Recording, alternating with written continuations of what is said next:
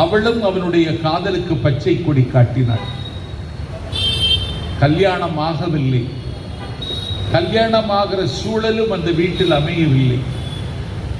கல்யாணத்திற்கு முன்னே அவளை கட்டியணைத்து கணக்கற்ற முத்தங்களை கொடுக்க வேண்டும் என்று நினைக்கிறான். ஆனால் அவனுக்கு முடியவில்லை.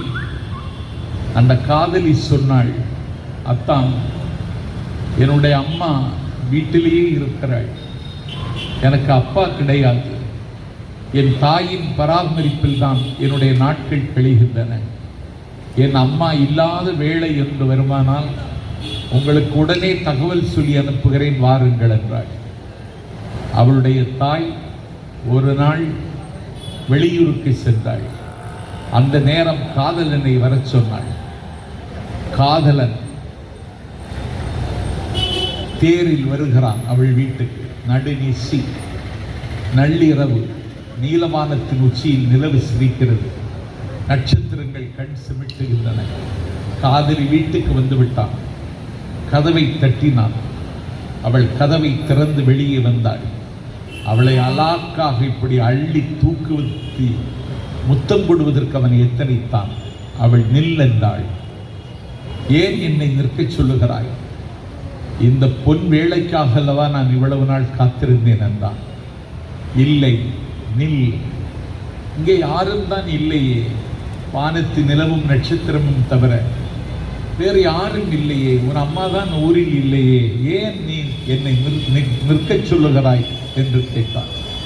அப்பொழுது அவள் சொன்னாள், அதோ பார், அது ஒரு புன்னை மரம், என்னுடைய வயதுதான் அந்த புன்னை மரத்திற்கு, என் உடன் பிறந்தவர்கள் யாரும் இல்லை, எனக்கு தண்ணீர் தருகிற பொழுது என் தாய் இந்த புன்னை மரத்திற்கும் தண்ணீர் தருவாள், எனக்கு உணவு ஊட்டுகிற பொழுது என் தாய் இந்த புன்னை மரத்துக்கும் உணவு தருவாள், இதை தங்கையாகவே பாவித்து என் தாய் வளர்த்தாள் இந்த புன்னை மரத்தை, அந்த புன்னை மரம் என் தங்கை, என் தங்கை என்கிற இந்த புன்னை மரத்திற்கு பக்கத்தில் நின்று நீ எனக்கு முத்தம் தருவதை எங்கள் நாகரிகம் அனுமதிக்கவில்லை, நில் என்று நிறுத்தினாளே.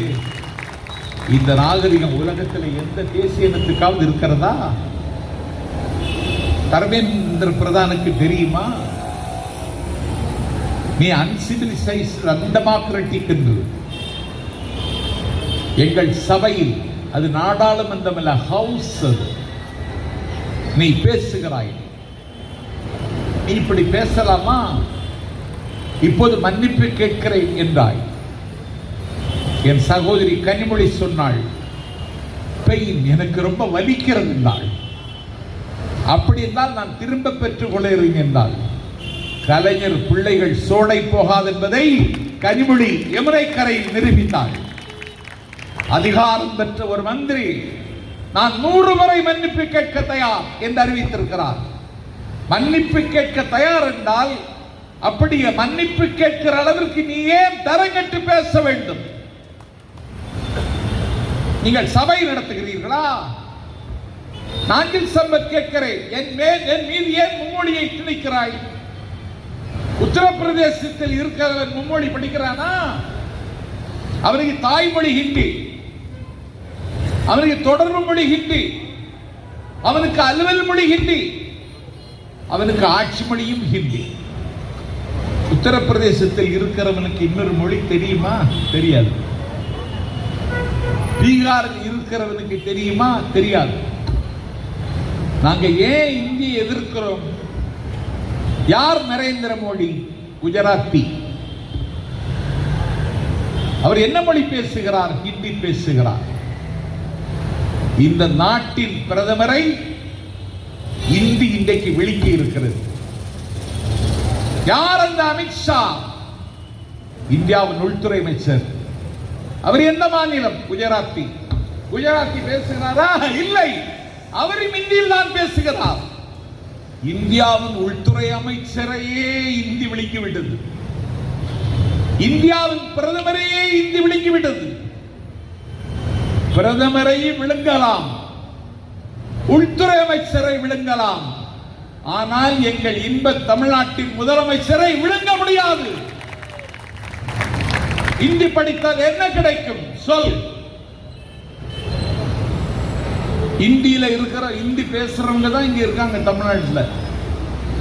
இது தமிழ்நாட்டின் தலைநகரம் தானே எனக்கே சந்தேகமாக இருக்கு. எல்லாம் அவங்க தான் இருக்காங்க. அவர்களோடு பாகுபாடு காட்டுகிறோமா? இல்லை. அவர்களோடு பகை பாராட்டுகிறோமா? இல்லை. இணக்கத்தோடு தான் போகிறோம். வெறுப்பையோ கருப்பையோ நாங்கள் காட்டியிருக்கிறோமா? இல்லை. எங்களை காட்டிலும் அவர்கள் செல்வந்தர்களாகவும் இருக்கிறார்கள், எங்களுக்கு சேவகம் செய்கிறவர்களாகவும் இருக்கிறார்கள். அமைதியாகத்தான் இந்த மாநிலம் இருக்கிறது. எல்லோரையும் உள்வாங்கிக் கொள்ளுகிறது எங்கள் தமிழ்நாடு.